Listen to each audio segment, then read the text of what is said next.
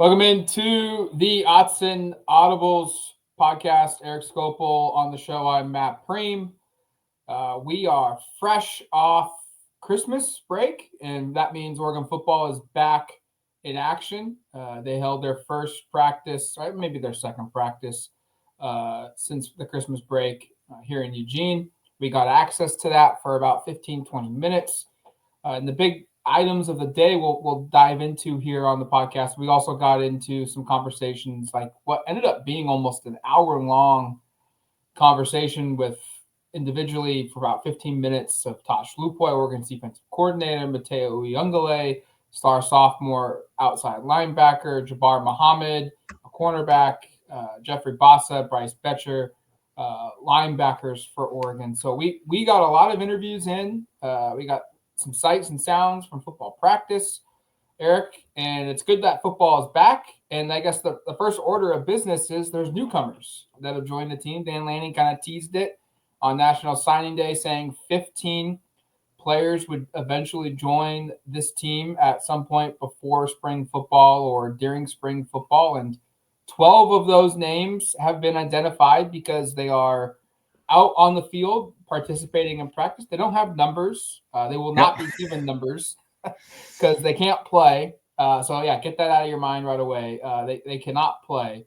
But real quick, give us a rundown of who you identified entering. No real surprises, but nonetheless, all guys that there should be a lot of excitement that they're here. First off, I was just looking through it. This was our first practice access since, do you have a guess, Matt? Since November 6th. Yeah, since November 6th, Maryland week. So 6 weeks without any of it. It was fun to be back in there. And there were 12 newcomers, which made the day kind of fun and interesting because as listeners know and readers of Duck Territory know, practice access is fairly limited at this point, and there's probably not much to take from it other than who's at practice. So here are the 12 names that we were able to identify. As Matt said, no numbers made it difficult, and no roster, and the school didn't really provide us with any details. So we were just kind of doing this on our own. So I'm 99% this is correct, but I wouldn't be surprised if someone messages me later today and says, actually, you misidentified this person as somebody else, because that theoretically could have happened. But here's what we got. Achilles Smith Jr. and Jaron Kiave Sangapulatelli, the two quarterbacks. Jordan Davison was here. Cooper Perry was here. Vander Plug were here. Davison's a running back, Perry a receiver, Plug a tight end. And then three offensive linemen, Douglas Utu, Zaire Addison, and Dimitri Manning. Defensive lineman, Matthew Johnson. Outside linebacker, Nasir Wyatt. And then cornerback, Dorian Brew, and safety, Trey McNutt. And I will note on Nasir Wyatt, I thought this was notable because we couldn't really identify him at first because we thought he was one of the defensive backs. And Matt and I were pulling up the 24/7 Sports photos and going, I don't think that's Brandon Finney. That's definitely not Naeem Offord. And we had to text a good friend of ours, Brendan Huffman, to get clarification. And I think I bring that up not because I'm telling you he looks like those guys. I'm bringing it up because he's an outside linebacker who physically could have, in our eyes, resembled a defensive back of some kind. And I know those are bigger defensive backs. Those are both 6'2", 6'3" athletes, which is why there was some confusion. But I bring it up to say the knock on Nasir was not a really big guy, and that definitely kind of followed through today when we saw him for the first time in person. Yeah, and this is just an early jump start to these guys' careers. Achilles Smith and JKS were both throwing some footballs and light manners through some drills. We saw Vander Plug, work on the up man punt, kickoff return stuff, and actually field a kickoff. Excuse me. Dimitri Manning is every bit as big as I remember him being. Seeing him last summer at some football camps and Dan Lanning watching, he's still as humongous as he was then, which is a good sign. I think Utu was probably bigger than I anticipated. Watching him from afar, again, this is why we don't have numbers, but it took me a second to realize he was not Dimitri Manning, just from how far back we were. But he's also a significantly bigger guy. I was quite impressed also with just the size of both quarterbacks. Yeah, I think Achilles seemed early on like maybe he's going to be a little rail thin, and he's bulked up, which is good. Matt, well, how much do you think he weighs? Because I've been trying to figure out. I think he could be like 215, 220, and it wouldn't surprise me. Yeah, I was going to say somewhere just over 200 pounds. He's okay. bigger than what I anticipated being. And then I think the big one, I was standing with someone who works for the University of Oregon's media department, and we were kind of watching practice, and Jordan Davidson caught a ball and walked by, and it was, yeah, he is as big as advertised. He is a different running back from a physical standpoint than anything on the roster, even Jay Harris. He is a very large human. We're not going to make any over sweeping opinions of how these guys are going to perform and play and whatnot in next season, but just from a physical appearance standpoint, all these guys look the part. All these guys certainly stood out, and it's just the start of their careers at Oregon, and they'll be able to help. That's a big thing. They'll be able to help Oregon prepare in some capacity, whether it's on scout team or just through drills, the Rose Bowl against Ohio State, an opponent that has a ton of talent as well. So good start. There's going to be some more. I wouldn't be surprised if by the time, Eric, we show up tomorrow, maybe we get down to LA and we get to watch the open practice down there, a guy or two has joined the team as well. Yeah, wouldn't count that out again. I think Dan said there'll be 15. We counted a dozen today, and I know there's a couple of guys that we believe will be here at some point, but we'll kind of have to see how that plays out. And I guess just two more thoughts. Matthew Johnson was somebody who was listed as an edge on, I know, 24/7's recruiting rankings. He will be an interior player, and he looks like that right now. And I would guess he's 6'4", 6'5", and 275, 285, maybe more than that. It's hard to get these are quick glances in 15 minutes of action. And the other thing, you kind of touched on it, how it helps Oregon. Like I can't help but think that how much this helps these guys. It's such a mutually beneficial situation where it's not just that these guys are coming out and can up and practice. It's like these guys' introduction is preparing for, I don't know, one of the biggest games in program history, and being in the stretch run of a season with the number one team in the country, an undefeated team, and the opportunity to come in here and just see what that culture looks like and everything. I have to think that's about as good of a place to start for these guys as Dan and company could ask for. So that's a good point, because think about just the quarterback position. Let's just single this out here for a second. Akili Smith Jr. and JKS, they both get, I think, 7 practices just watching Dylan Gabriel operate and being in the meeting rooms and seeing how he takes notes. And obviously they're going to learn a ton next year with Dante Moore and Austin Novosad and Luke Moga as well. But this is a guy that's an All-American caliber quarterback. And maybe Dante Moore or one of those other guys turns into that as well, and that helps them. But they get 6 or 7 guaranteed practices watching, observing, learning from Gabriel. And to your point, like if this team can string along a couple more games, that number could go from 6 to 7 to 12, 15, 20 practices. And it's across the board at different positions. I mean, you two watching Johnny Cornelius and Josh Connolly operate. You look at Vanderflug watching and observing how Ferguson and Herbert operate. Cooper Perry watching other Trayshawn Holden operate. Mortez Johnson if they play the same position. Like that's a good point. A lot of these guys are getting hands-on experience in some of the biggest games in program history. And while they can't play in the game, they still get all the preparation that comes with it, and they get to see what it takes from a dedication standpoint, that if you came here to play in the big games, now you get a firsthand look without any pressure of what it's going to take in game, in week to prepare for these games. That's big. That's a good point.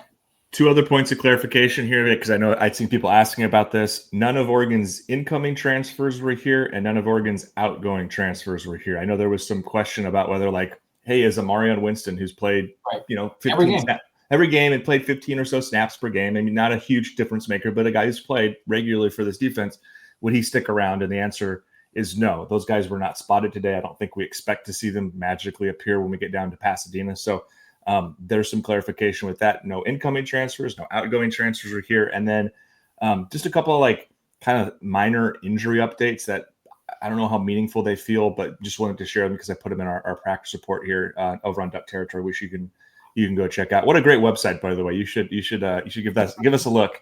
But Marcus Harper probably being the biggest one. He played the Big Ten championship game. Looked absolutely fine today. He looks like he will be good to go. Same can be said of guys like Jordan Birch or Justice Lowe or I'm blanking on other names. Tez Johnson, guys who've had ups and downs this year. Like everybody that we expected to see was out there, and then a couple of guys that maybe are trending towards being available. And I don't know this for a fact, but they were at least out there practicing, and it was a lighter day of work. They weren't in full pads, but I thought it was notable that cornerbacks Jaleel Florence and Dakota Fields were out there handling business, and then Mekeel Gardner, who I think entering the year people thought might be a contributor on the defensive line, but has been out with a knee injury pretty much the whole season. He was out there, and that was the most we'd seen certainly him do all year. So, and again, we don't know how much of a developments these are. We haven't seen practice, like I said, in like 6 or 7 weeks. So it's hard to say like, oh man, this could be something they were doing, the second week of November. But from our perspective, I thought it was notable that those three guys were all able to at least do something. Yeah. The big one's Jaleel Florence. If he's able to play in any capacity and make a positive impact, it's huge for Oregon, especially in particular for this opponent that they're going to be facing in Ohio State, who's got a plethora of talent. And I think it was big receivers too. Yes, big receivers for a guy like Jaleel, who's a big corner. Yes, and I think it was Jabbar who said it's not just Jeremiah Smith and Emeka Egbuka that are showing up and playing well. It's also Tate now starting to come along and give them a third weapon in the in the passing game at the receiver position. And then there's G. Scott, who's a familiar name for Duck fans as they recruited him. He's a viable tight end. So Florence is the big one I think to watch, and then probably Harper. And I actually had a conversation with our Ohio State guys, Dave Biddle. I did a radio show with him, and it kind of dawned on me when I was talking with him about it of what do you do there? And that's one where we don't really know in terms of how they're going to handle this. Maybe we'll know more when we speak to Will Stein tomorrow. But Harper it was clear he was working his way back still against Penn State. Him and Dave Iuli basically shared the right guard position. Dave has, I think, 350 snaps to his name in his career at Oregon. Harper has over 2,100 snaps. But I feel like Dave is playing better. That's just going to be an interesting one to watch and see how they handle it. Is it Harper's just job now that he's fully back, like you mentioned, or does Dave and him share the position?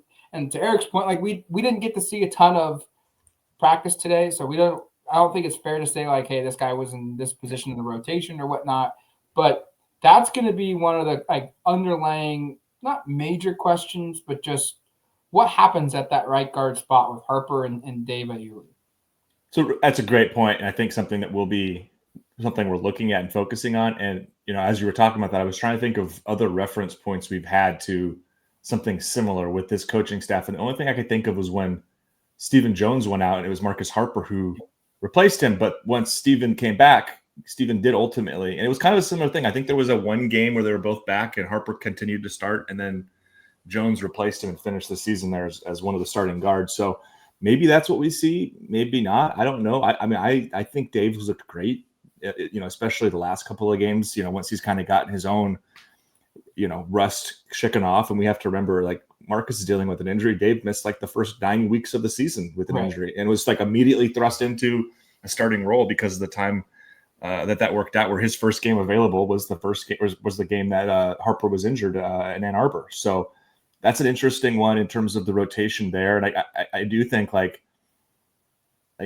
back to Florence for a second, because I am curious like what their comfort level is playing him, because it's one thing to say you're going to play this guy who's been like a 10-game starter last season on a really good defense, who I think still has like NFL second day ceiling, perhaps just based on the size and athleticism that he has. Like, is this somebody that they say, hey, he's ready to go? We're going to give him some sort of a role, like much like they did with Kingston Lopa. Like even like if it's situational, where it's just like come out here on third down and help us blanket cover, Jeremiah Smith for 20 snaps this game or something? Like, is that where he's at or not? So I do think he's an interesting one, and I have a hard time really, based on practice access and the information we have, I have a hard time really gauging what his use or his involvement will be. But like, there could be a package or two that makes sense to utilize him, because he is 3 inches taller than any of the starting corners and even the rotational corner with Dante Manning that they use. Let's move into interviews now. Unless you've got any last parting thoughts from practice injury report, because I don't think there was much. I don't. Big takeaways with Tosh. I feel like we hadn't spoken with Tosh Lupoy, Oregon's defensive coordinator, since probably the second to last week in August. I'm guessing I know it's August, but I believe they gave us one at the beginning and the end of fall camp. So it's been a while, since it's almost 4 months that we've spoken with Tosh. And he gave us a lot. I felt like it was a rare opportunity for us to speak with him. And then on top of that, even more rare was that we got good stuff.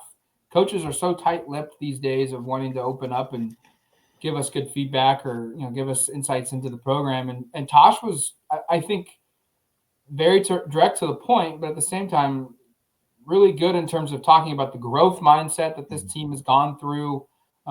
His comments about how proud he was of 13-0 and being the only team to do that, but at the same time, not focusing on that now, because they have to improve from their 13th game if they want to play their 15th game this season. And just it was about 15 minutes and really good stuff from him. Jared's got the transcript up already, but I just felt like we learned quite a bit from Tosh on this defense and kind of the mindset where this group is at, which I mentioned to you in the parking lot, and it wasn't necessarily with Tosh, but more maybe sort of with the players. Just felt like there's a little bit of an edge with this group of they're pretty fired up for what this opportunity presents and the opponent offensively that they're going to be facing. I just looked up August 20th the last time. So you're right. Like a third of the year since the last time we spoke with this guy, which also speaks to how long we've been in the grind of this season.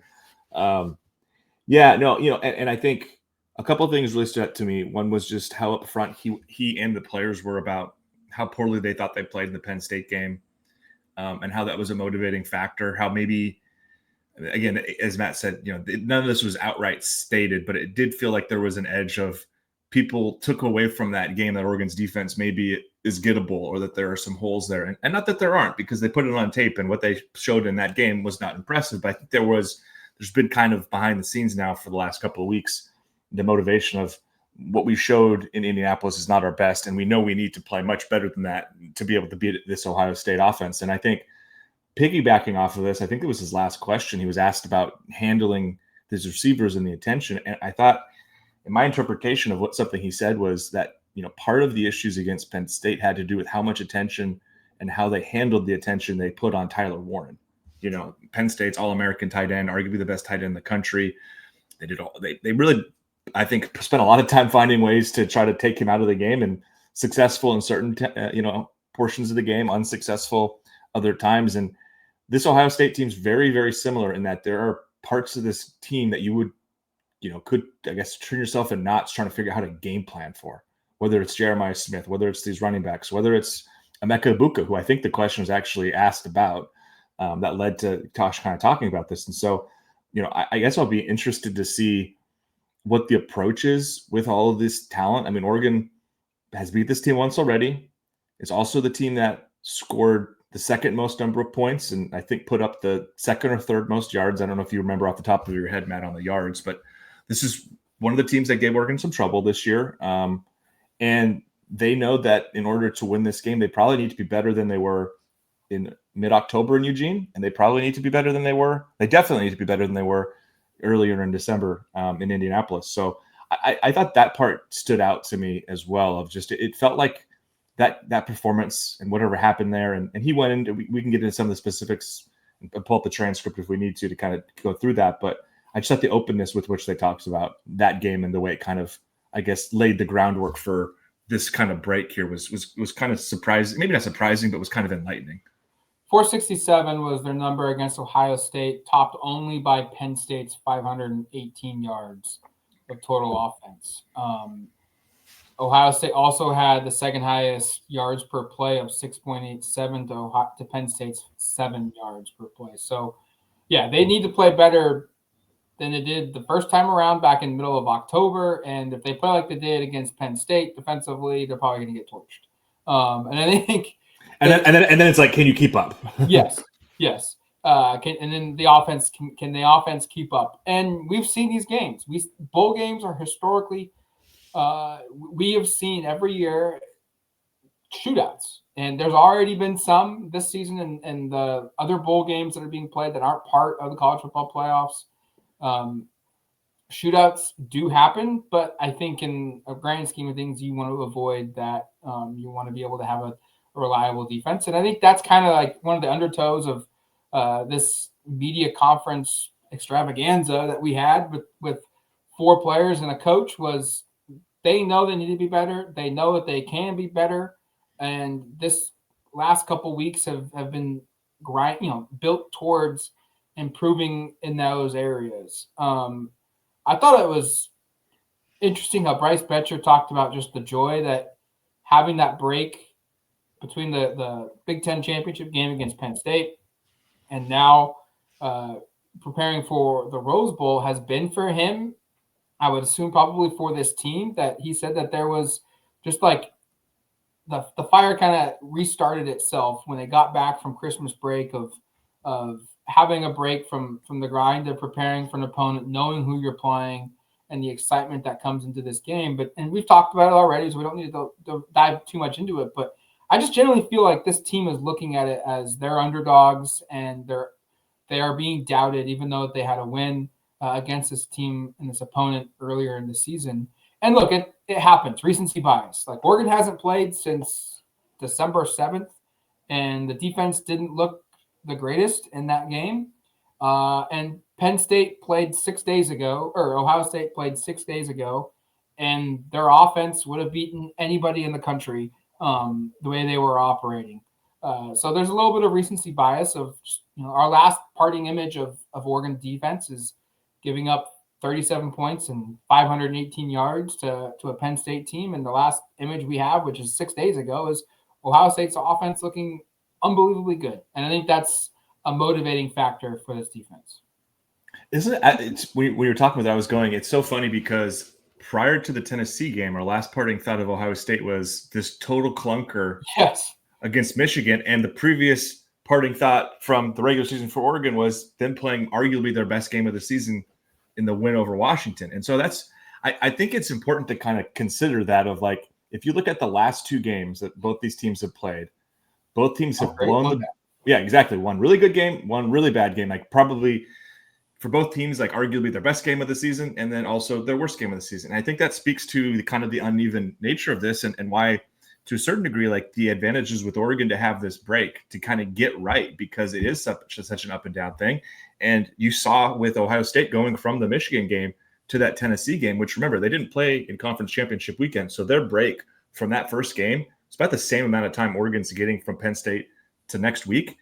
You could clearly accomplish a lot in that time in terms of self-scouting, getting yourself right. But the other thing, and Tosh did touch on this very, very briefly, though, he said, I don't remember the exact word, but like they think it's a really big advantage that they've had more time to game plan for Ohio State. And that's something that they earned.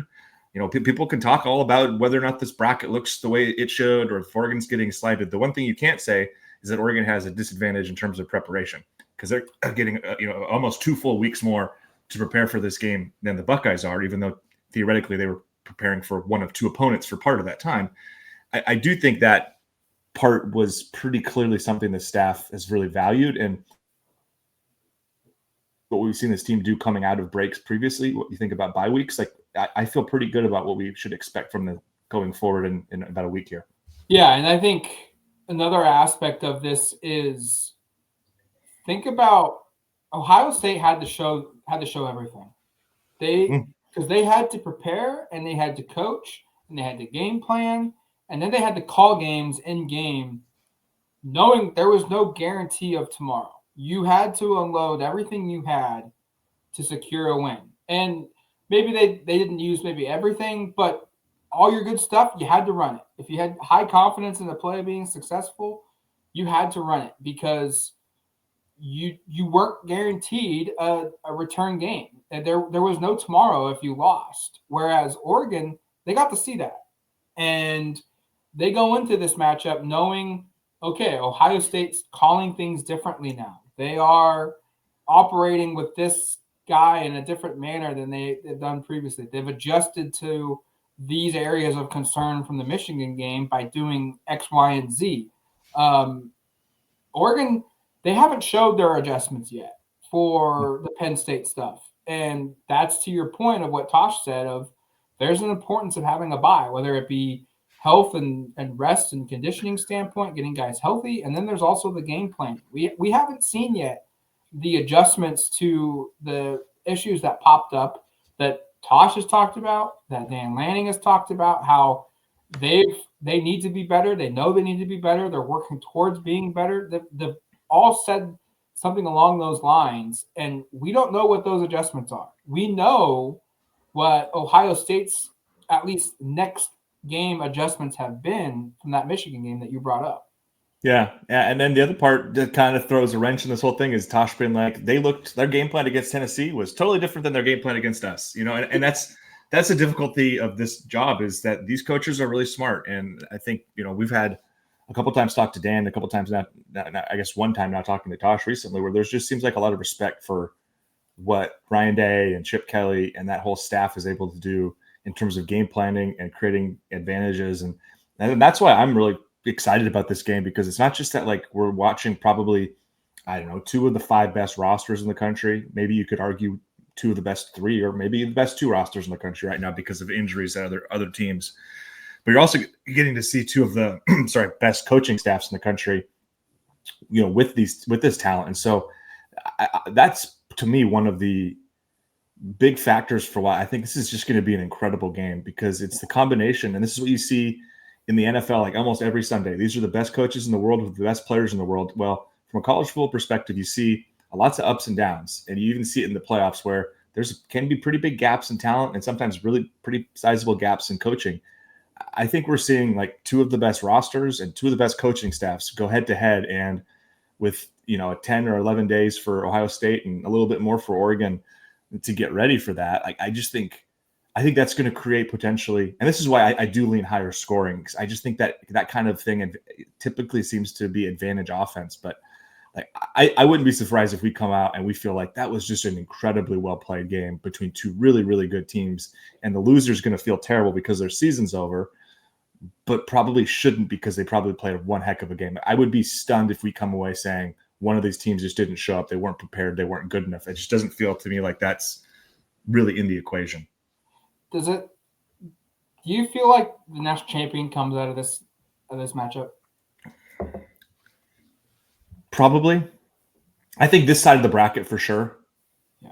Especially with Georgia not having its quarterback. Like, if I don't think Notre Dame or Penn State are good enough to beat Oregon, Ohio State, or Texas. Yeah. See, I wonder, like, it doesn't in the immediate aftermath, it won't help. But I do think there's a little bit of at least understanding. It doesn't eliminate the pain of a loss or what have you. But if you do fall to an opponent on this side of the bracket before getting the national championship, I feel like you're going to say, well, we probably lost to the national champion. And there's a little sense of understanding that if you're going to lose, at least you lost to the team that won it all. And I think both these teams, Oregon and Ohio State, I'll spoil it. I'm picking Oregon to win. I think they're going to win this game. I think both these teams, though, are championship caliber and are a cut above everybody else. I would have thrown Georgia in if Beck was healthy, but we'll see what the backup looks like, and maybe Gunner's just going to be this unbelievable dude, and it fits, and they go on this magical ride to the college football playoff championship game, and they face Oregon. But if Oregon gets there. But I just think these two teams in particular, Oregon and Ohio State, the talent level, the offenses, they've got elite defenses. It's going to be fun to watch. And you're right. Like, win or lose, I'm highly confident that we're going to walk off the Rose Bowl field saying, like, that was maybe the best game of the year, which last time these two teams met, that's what we got. The best game of the year by far. Yeah, we were saying that in October, and we might be saying that on January 1st. And just one last thought here, that's not even Oregon related, Gunnar Stockton related. I'm not the person to break down his film, or the history of backup quarterbacks making an impact. Oregon knows about it last time they played Ohio State for a national championship, and we've seen it happen at Alabama a couple times. Like, you just never know. Sometimes there's that weird thing where you just kind of write off a team because they don't have their starting quarterback, which most of the time you probably should write that team off. But we've seen it in college football not that infrequently and not that long ago, where a backup gets thrust in here and looks better than we think. So maybe I'm with you that I've kind of written off Georgia a little bit. I kind of think it'll be Penn State or Notre Dame from that side. But who's to say that Gunnar Stockton's not going to come out and have his Cardale Jones or his Tua Tagovailoa moment or whatnot? So, I mean, those things happen when things get – the cream rises to the top, as they say. All right, we've got interviews going up with Tosh Lupoy. I think Jared's already done the transcript there. Erik and I are going to start writing content from plus Jared will be also adding content from the interviews that we got with the 5 player/coach interviews. And then tomorrow we do not get access to practice, but we do get an opportunity to speak with the counterparts of the offense, Will Stein, offensive coordinator, Dylan Gabriel. We get a couple other skill guys on the offensive side of the football and offensive linemen to preview the Ohio State matchup. And then before you know it, Erik and I, Jared will be there Saturday afternoon at the Rose Bowl. Erik and I get there Sunday. And then our on-site reporting will happen Sunday afternoon. The team arrives. We'll be there for it. And then you can go to duckterritory.com for our entire bowl game week coverage of the college football playoffs and the Rose Bowl between the Oregon Ducks and the Ohio State Buckeyes. Until the next podcast, which will come out probably this weekend, the days are off just because of the Wednesday game. So look forward to that as well. So until then, you've been listening to the Autzen Audibles podcast. Talk to you later, folks.